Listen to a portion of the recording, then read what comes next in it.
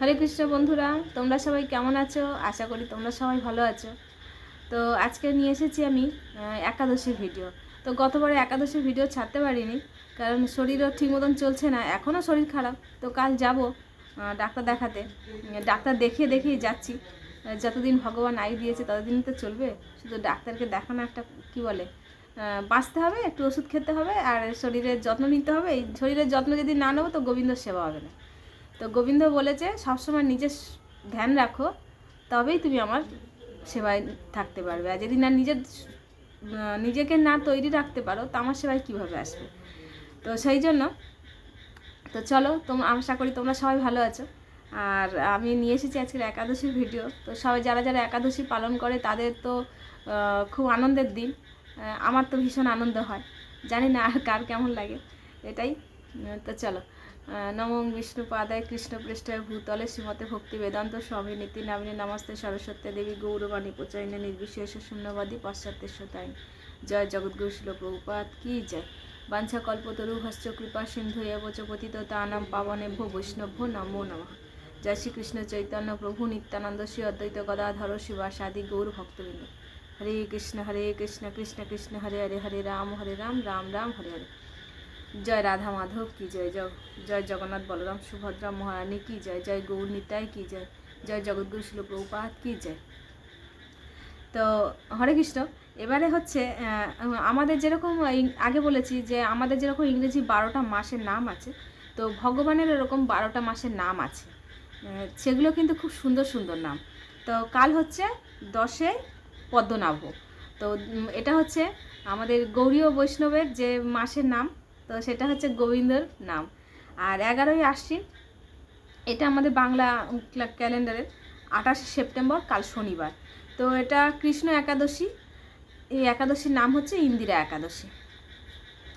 তো এই একাদশী সবাই পালন করো, খুব আনন্দভাবে পালন করো। কিভাবে কি পালন করতে হবে, কি খেতে হয় তোমরা তো সবাই জানো। আর আমি এর আগে ভিডিও করেছিলাম যে গোবিন্দকে ভোগে কি কি দেওয়া হয়।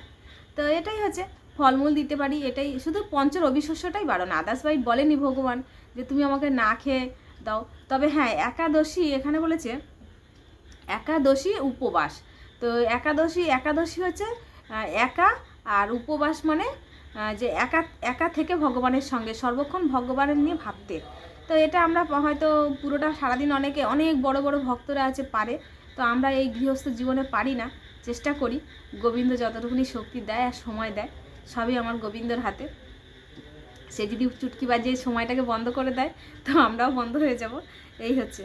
তো তারপরের দিন পারণের সময়টা বলে দিই। পারণের সময় যে রবিবার 5টা 27 থেকে সকাল 9টা 26 পর্যন্ত।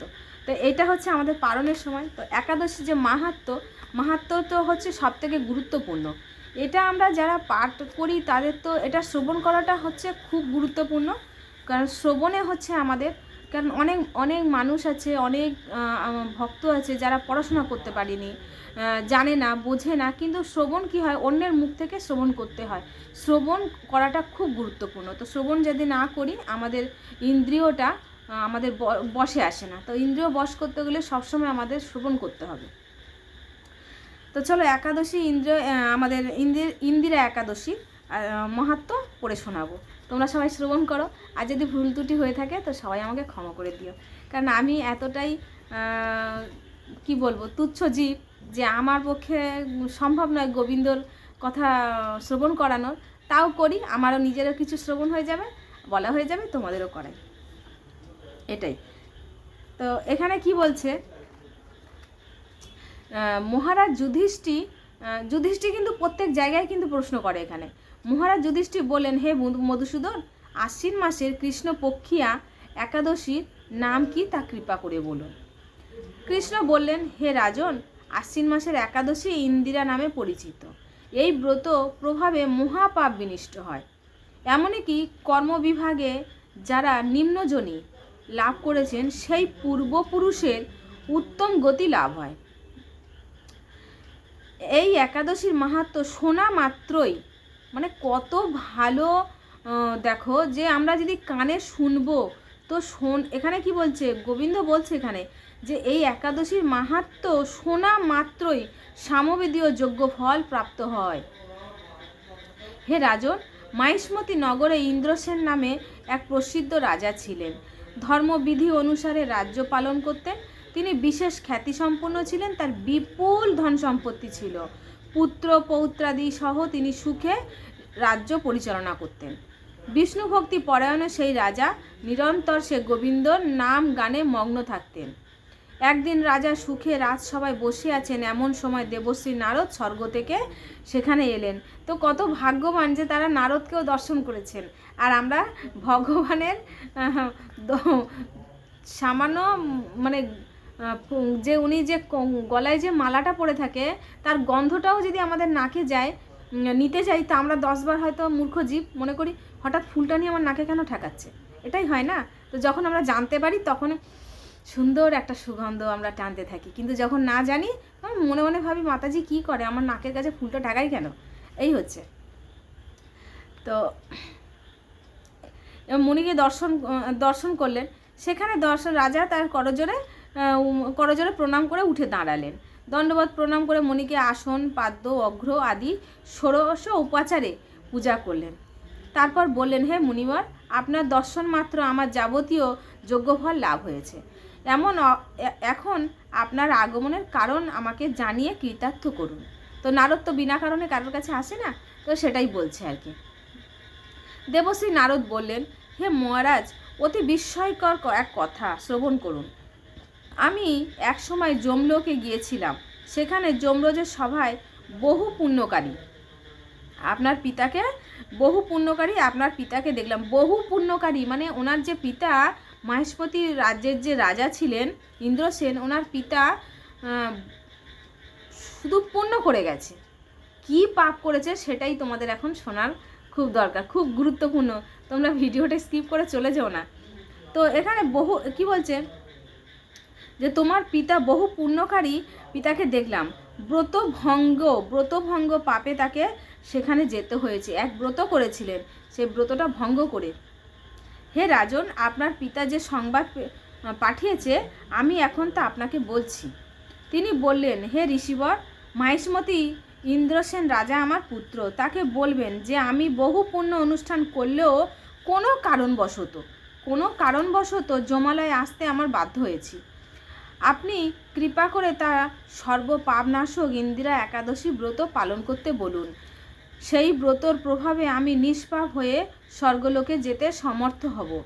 কথা জানাবার জন্যই আমার আগমন। হে রাজন, আপনার পিতার মঙ্গল বিধানে আপনি যথারীতি ইন্দিরা ব্রত পালন করুন। তাহলে এখানে দেবশ্রী নারদ কি বোঝাচ্ছে আমাদের যে বাবা মা জন্মান্তর যারা পূর্বপুরুষরা ছটফট করছে, আজকে যদি এই ইন্দিরা একাদশী কিন্তু দেখো কত সুন্দর সময়ে পড়ে। এটা কিন্তু পিতৃপক্ষ চলছে। তো পিতৃপক্ষতে যদি আমরা ইন্দ্রিয় একাদশী পালন করি, আমাদের যে এই যে ব্রতটা পালন করলে যেটুকুনি পুণ্য আমরা লাভ করব, সেইটা যদি আমরা তাদেরকে দান করি, তারা স্বর্গপ্রাপ্ত হবে, পুণ্যজন্ম তারা প্রাপ্ত হবে। তো রাজা জিজ্ঞেস করলেন, হে দেবশ্রী, সেই ইন্দিরা ব্রতের বিধি এবং কোনো তিথি বা কোনো পক্ষ এই একাদশী ব্রত করা কর্তব্য তা কৃপা করে আমাকে বলুন। দেবশ্রী উত্তর দিলেন, হে মহারাজ, আশ্বিন মাসের কৃষ্ণপক্ষে দশমীর দিন শ্রদ্ধা সহকারে পাত্র স্নান করবেন, মাহাত্ম ভক্তিভাবপন্ন হয়ে পুনরায় স্নান করবেন এবং রাত্রিবেলায় ভূমিতে শয়ন করবেন। পরের দিন একাদশীতে প্রাতঃকৃত্য সমাপন করে নিরাহারে থাকবেন। তো এখানে বলেছে নিরাহারে থাকতে। তো যেহেতু আমরা এখানে নিরাহারে থাকতে পারি না, তো সেজন্য আমরা জল, কোনো লিকুইড খেয়েও আমরা উপবাস একাদশী পালন করতে পারি, কোনো ফল খেয়েও আমরা একাদশী পালন করতে পারি। পরমান্ন আমরা যে গোবিন্দর যে সাবু বানানো হয়, সেগুলো বানিয়ে আমরা খেয়ে আমরা একাদশী পালন করতে পারি। এটা আমাদের প্রভুপাদ দিয়ে গেছেন, গৌরাঙ্গ মহাপ্রভু দিয়ে গেছেন। কত আমাদেরকে কত সুন্দর সুন্দর জিনিস শিখিয়ে গেছেন যে আমাদেরকে একদম নিরাহারে থাকতে হবে না।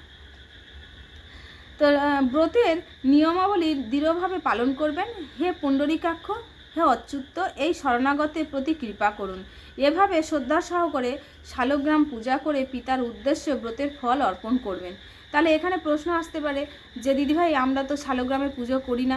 তো শালগ্রাম পুজো করি না বলে এই নয় যে আমরা অন্য কোনো একাদশী তাই বলে পালন করতে পারবো না।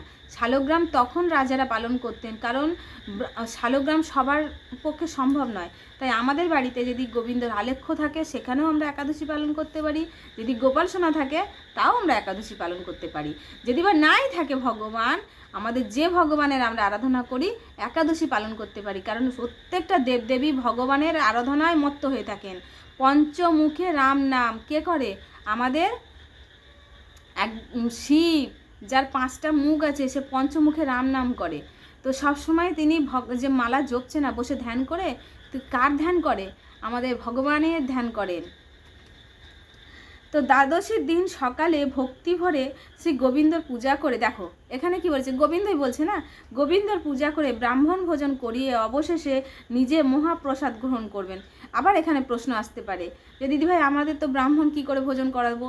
তো এমন নয় যে ব্রাহ্মণ ভোজন করাতে হবে, আমরা কিছু অর্থ মন্দির, যে আমাদের ইস্কন মন্দির থাকে সেখানেও দান করতে পারি, কোনো বাড়িতে কোনো অতিথি এলে তাকেও ভগবানের প্রসাদ পাওয়াতে পারি, কোনো ভিক্ষুক এলে তাকেও প্রসাদ পাওয়াতে পারি, গোমাতা থাকলে গোমাতাকেও প্রসাদ পাওয়াতে পারি।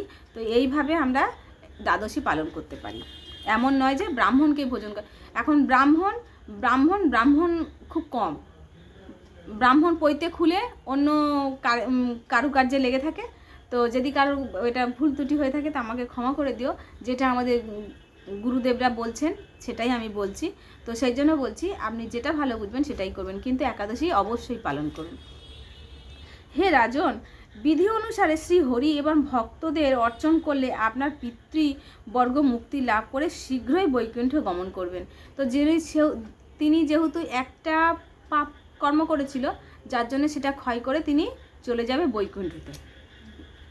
রাজাকে এই উপদেশ দিয়ে দেবশ্রী নারদ প্রস্থান করলেন। রাজা ইন্দ্রসেন মুনিবরের উপদেশ অনুসারে পুত্র পরিজন সহ ভক্তি সহকারে এই ইন্দিরা ব্রতের অনুষ্ঠান করলেন। তখন দেবলোক থেকে পুষ্পবৃষ্টি হতে শুরু করলো, হরি বল। এবং তার পিতাও বিষ্ণুর লোক গমন করলেন। তারপর রাজা ইন্দ্রসেন নিজ পুত্রকে রাজসভায় অর্পণ করে নিজেও বিষ্ণু লোকে ফিরে গেলেন। এই ইন্দিরা একাদশীর মাহাত্ম্য পাঠে ও শ্রবণে মানুষ সকল পাপ হতে মুক্ত হয়, বিষ্ণু লোক প্রাপ্ত হয়। তো কত সুন্দর আমাদের গোবিন্দর কথা তোমরা দেখছো। আমার তো সত্যি ব্রত যে আগে যেরকম আমরা লক্ষ্মীর যখন পাঁচালি পড়তাম, যখন আমরা লক্ষ্মী পুজো করতাম, এখনও লক্ষ্মীর পুজো তো আমাদের করতেই হবে, কারণ লক্ষ্মী হচ্ছে ভগবান বিষ্ণুর দাস। তার সর্বক্ষণ চরণ কি করে সুন্দর করে পরিবেশ, সুন্দর করে চরণ টেপে, যেটাকে শুদ্ধ ভাষায় বলে আমি ঠিক মনে করতে পারি না, তো সেই হচ্ছে। তো আমাদের সেবা অবশ্যই করতে হবে।